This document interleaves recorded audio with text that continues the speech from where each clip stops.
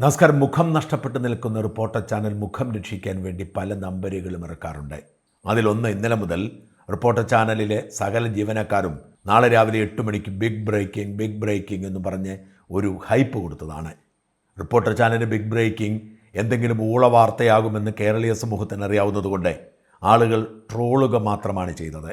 കഴിഞ്ഞ കുറേ കാലമായി കേരളത്തിൽ ചർച്ച ചെയ്തുകൊണ്ടിരിക്കുന്ന BJPയിലെ തെരഞ്ഞെടുപ്പ് ഫണ്ട് വെട്ടിപ്പുമായി ബന്ധപ്പെട്ട PC ജോർജ് ഒരു യോഗത്തിൽ നടത്തിയ പ്രസംഗമാണ് ഇത്ര വലിയ വെളിപ്പെടുത്തലായി അവർ കൊണ്ടുവന്നത്. BJPക്കകത്ത് ഫണ്ടുമായി ബന്ധപ്പെട്ട് വിവാദമുണ്ട് എന്ന കാര്യത്തിൽ ആർക്കെങ്കിലും സംശയമുണ്ടെന്ന് എനിക്ക് തോന്നുന്നില്ല. അതിനെക്കുറിച്ച് വാർത്തകൾ എല്ലാവരും കൊടുക്കുന്നുമുണ്ട്. അതിൽ എന്താണ് ഇപ്പോൾ ഇത്രയും ബിഗ് ബ്രേക്കിംഗ് എന്ന് റിപ്പോർട്ടർ മൊയലാളി ആൻഡോച്ചനോട് ചോദിക്കണം. ആൻഡോച്ചൻ ഇത് പറഞ്ഞതിൻ്റെ പിന്നിൽ മറ്റ് ചില കാരണങ്ങൾ കൂടിയുണ്ട്. തട്ടിപ്പാണ് ആൻഡോച്ചൻ ഏറ്റവും പ്രിയപ്പെട്ട കല. ആൻഡോച്ചൻ ജീവിച്ചിരിക്കുന്നത് തന്നെ പുതിയ തട്ടിപ്പുകളെക്കുറിച്ച് ഓർക്കാനാണ്. ആൻഡോച്ചൻ ആരെയൊക്കെയോ കുപ്പിയിലിറക്കി കുറച്ച് കാശുണ്ടാക്കി പൊട്ടിപ്പാളീസാൻ നിന്ന് റിപ്പോർട്ടർ ചാനൽ വാങ്ങിയെടുത്തത് പോലും തട്ടിപ്പിനൊരു മുഖം കൊടുക്കാനാണ്. മൊയലാളി വലിയ വായിൽ അവകാശപ്പെടാറുണ്ട്, ഞാൻ റിപ്പോർട്ടർ ചാനലിനെ ഞൊടിയിടയിൽ മുകളിലെത്തിച്ചുവെന്ന്. അതിനൊരു കാരണമേ ഉള്ളൂ. എന്തു നുണയും വൃത്തികേടും വ്യക്തിഹത്യയും ക്രിമിനൽ കുറ്റവും ചെയ്യാൻ ആൻഡോച്ചൻ അനുമതി കൊടുത്തിരിക്കുന്നു. അതൊക്കെ ഭംഗിയായി അവതരിപ്പിക്കാൻ കഴിവുള്ള ഡോക്ടർ അരുൺകുമാറിനെ വലിയ വില കൊടുത്തെടുത്തിരിക്കുന്നു. അരുൺകുമാർ എന്ന റിപ്പോർട്ടർ ചാനൽ വിടുന്നുവോ അന്ന് അവസാനിക്കുന്നതാണ് ആൻഡോച്ചൻ്റെ ഈ ഗീർവാണമൊക്കെ. ഞാനിന്ന് അരുൺകുമാറിന് ഒരു സ്വകാര്യ മെസ്സേജ് അയച്ചിരുന്നു.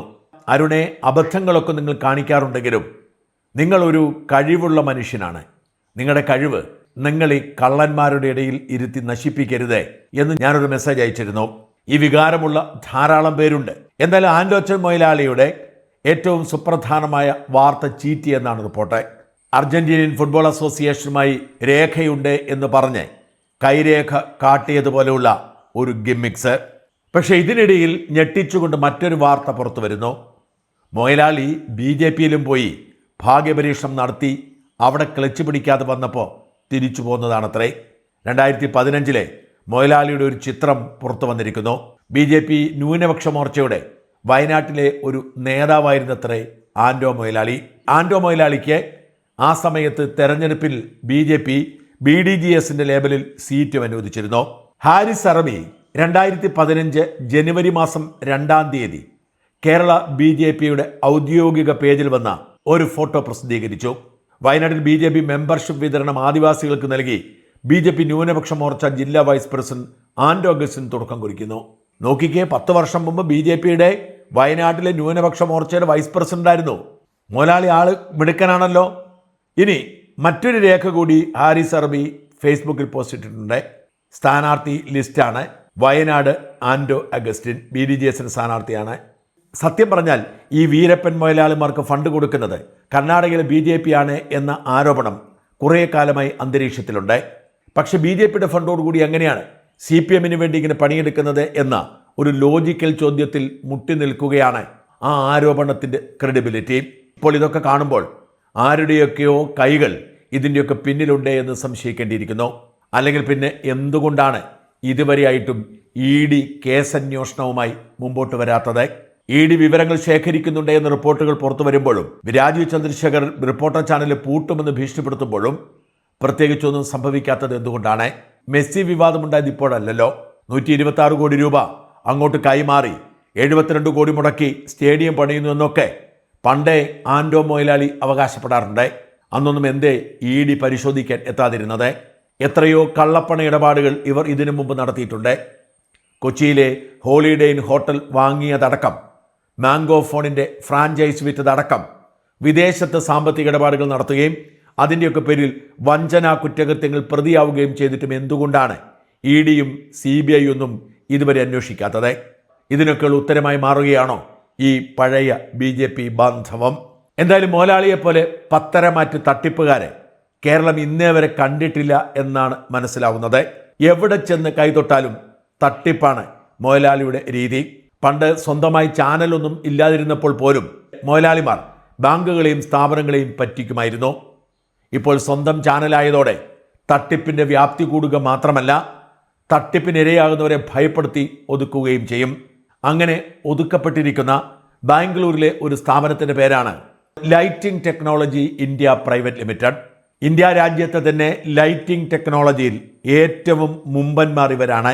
ഏതാണ്ട് 60ഓളം അന്താരാഷ്ട്ര സ്റ്റേഡിയങ്ങൾക്ക് ഫിഫ സ്റ്റാൻഡേർഡിൽ ലൈറ്റിംഗ് സംവിധാനം ഒരുക്കി കൊടുത്തിട്ടുണ്ട് ഇക്കൂട്ടർ. അവരാണ് ഇന്ത്യയിലെ കായിക ലൈറ്റിങ്ങിലെ അവസാന വാക്ക്. നമ്മുടെ ചാനലുകൾ എഴുതുന്നത് പോലെ വെറുതെ പോയി ഫ്ലഡ് ലൈറ്റ് വയ്ക്കുകയല്ല. ലൈറ്റിന്റെ വേഗതയെയും തീവ്രതയെയും 0 മുതൽ 100 വരെ എന്ന കണക്കിനെ നിയന്ത്രിക്കാനും അതുവഴി ലൈറ്റിലൂടെ സന്ദേശങ്ങൾ കാണിക്കാനും ഒക്കെ പറ്റുന്ന സാങ്കേതിക വിദ്യ ഇവർക്കുണ്ട്. DMX ലൈറ്റിംഗ് കൺട്രോളാണ് ഇവർ ഉപയോഗിക്കുന്നത്. ഇവരെ തേടിച്ചെന്നതാണ് റിപ്പോർട്ടർ ബ്രോഡ്കാസ്റ്റിംഗ് കമ്പനി. അവർ പറഞ്ഞു, മെസ്സി വരികയാണ്, അർജന്റീനിയൻ ഫുട്ബോൾ ടീം വരികയാണ്, അതുകൊണ്ട് വേഗത്തിൽ തീർക്കണമെന്ന് പറഞ്ഞതുകൊണ്ട് പല ഉപകരണങ്ങളും വിമാനത്തിൽ ഇറക്കുമതി ചെയ്യുകയായിരുന്നു. കോടികളുടെ ഇടപാടായിട്ടും നാമമാത്രമായ ഒരു തുക മാത്രം, അതായത് 5,24 ലക്ഷം രൂപ മാത്രം വാങ്ങാം എന്ന കരാറിൽ 30%, അതായത് 1,40 ലക്ഷം രൂപ അഡ്വാൻസ് വാങ്ങിയാണ് ഇവർ പണി തുടങ്ങിയത്. വിദേശത്തു നിന്നൊക്കെ സാധനങ്ങൾ വേഗതയിൽ ഇറക്കി പണി തീർത്തു കൊടുത്തു.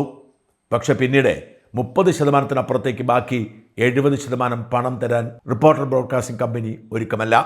നോക്കുക, മെസ്സിയുടെ പേരിൽ ഇവിടെ വന്ന് 6-7 കോടി രൂപ മുടക്കിയവരെ 1,40 ലക്ഷം രൂപ കൊടുത്ത് പറ്റിച്ചു വിട്ടിരിക്കുന്നു.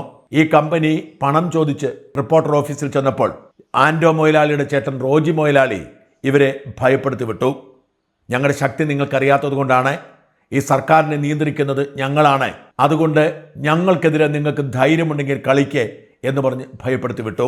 ഇവരിപ്പോൾ GCDAക്ക് കത്തയച്ചും റിപ്പോർട്ടർ ബ്രോഡ്കാസ്റ്റിംഗ് കമ്പനിക്ക് വക്കീൽ നോട്ടീസ് അയച്ചുമൊക്കെ നഷ്ടപ്പെട്ടു പോയ പണത്തിന് വേണ്ടി നിയമയുദ്ധം നടത്തുന്നു. റിപ്പോർട്ടർ മുതലാളിമാർ വലിയ സംഭവമാണെന്നും സർക്കാർ അവരുടെ കൂടെയാണെന്നും ഗുണ്ടാ സെറ്റപ്പ് ഉണ്ട് എന്നുമൊക്കെ വരുത്തി തീർത്താണ് ഇവർ പലപ്പോഴും തട്ടിപ്പ് നടത്തുന്നത്. ഇതുതന്നെയായിരുന്നു ഹോളിഡേ ഇൻ വാങ്ങുന്ന സമയത്തും. ഹോളിഡേ ഇൻ വാങ്ങൽ കോടതി കയറിയപ്പോൾ ഹോളിഡേ ഇൻ്റെ ഉടമകളായ ഇൻഡസ് റോയസ് ഉടമയെയും CEO-യും ഭയപ്പെടുത്താൻ പലതവണ റോജിയും സംഘവും ശ്രമിച്ചിരുന്നു. തട്ടിപ്പ് നടത്താൻ മുൻപിൽ നിൽക്കുന്നത് ആൻഡോ ആണെങ്കിൽ ഭയപ്പെടുത്താനും വിരട്ടാനും ഒക്കെ മുമ്പിൽ നിൽക്കുന്നത് സഹോദരൻ റോജിയാണ്. ഇവരുടെ പേരിൽ ഇതുവരെ രജിസ്റ്റർ ചെയ്യപ്പെട്ടതിനേക്കാൾ കൂടുതൽ പരാതികളുണ്ട് എന്നതാണ് വാസ്തവം. കാരണം കഴിഞ്ഞ 10 കൊല്ലം ഇവർക്കെതിരെ മിണ്ടാൻ ആർക്കും ധൈര്യമുണ്ടായിരുന്നില്ല. ഇവരുടെ തട്ടിപ്പിന് കുടപിടിക്കുന്ന ഒരു സർക്കാരായിരുന്നു ഉണ്ടായിരുന്നത്. ഇപ്പോൾ ഇവർക്കെതിരെ മാധ്യമങ്ങളിൽ വാർത്ത വരാൻ തുടങ്ങിയതോടെ ഇവരാൽ ചതിക്കപ്പെട്ടവർ ഓരോരുത്തരായി രംഗത്ത് വരുന്നുണ്ട്. അനേകം മനുഷ്യരെ കബളിപ്പിച്ചും പറ്റിച്ചുമാണ് ഇവർ ഇങ്ങനെ ഇവിടെ വിലസിയത്. ഈ 126 കോടി രൂപ എവിടെ നിന്ന് ശേഖരിച്ചു എന്ന് പോലും പറയാൻ ഇവർക്കിപ്പോഴും കഴിയാത്തത് ഇതിൻ്റെ പിന്നിൽ അധ്വാനത്തിൻ്റെ വിയർപ്പല്ല, തട്ടിപ്പിൻ്റെ ദുർഗന്ധമാണ് എന്നതുകൊണ്ടാണ്. എന്തായാലും റിപ്പോർട്ടർ മുതലാളിമാർ ഇപ്പോൾ എത്തപ്പെട്ടിരിക്കുന്നത് ഒരു പാതാളത്തിൽ തന്നെയാണ്. 22,68 ലക്ഷം രൂപ നികുതി വെട്ടിച്ചു എന്ന് കണ്ടെത്തി GST കാഞ്ഞങ്ങാട് ഇൻസ്പെക്ഷൻ വിഭാഗം നോട്ടീസ് അയക്കുകയും കേസ് ആരംഭിക്കുകയും ചെയ്തിട്ടുണ്ട്. ഇത് ഏറ്റെടുത്ത് നടത്താൻ സംസ്ഥാന സർക്കാർ GSTയിലെ തന്നെ മുതിർന്ന ഒരു ഉദ്യോഗസ്ഥന്റെ നേതൃത്വത്തിൽ ഒരു 5-അംഗ സമിതിയെ നിയോഗിച്ചു കഴിഞ്ഞു. എന്ന് വെച്ചാൽ റിപ്പോർട്ടർ ചാനൽ ഈ മെസ്സിയെ കൊണ്ടുവരുന്നതിൻ്റെ പേരിൽ അടയ്ക്കാതിരുന്ന 22,68 ലക്ഷം രൂപയും അതിൻ്റെ പലിശയും പിഴയുമൊക്കെ അവർ ഇനി കൊടുക്കേണ്ടി വരും. നാട്ടുകാരെ മുഴുവൻ കബളിപ്പിച്ച് വ്യാജ വാർത്ത എഴുതി ഈ തട്ടിപ്പുകാർ വിലസിയതിന് അവസാനം ഒരുങ്ങുകയാണ്. വലിയ വില തന്നെ ഇവർ ഇതിന് കൊടുക്കേണ്ടി വരും. സകലരെയും പറ്റിച്ച് ഈ നാടിനെ തന്നെ മുടിപ്പിക്കാനിറങ്ങിയ റിപ്പോർട്ടർ മുതലാളിമാർ കൈകാലിട്ട് അടിക്കുന്നത് കാണുമ്പോൾ ഒരു നേരിയ സന്തോഷമുണ്ട് എന്ന് തുറന്നു പറയട്ടെ.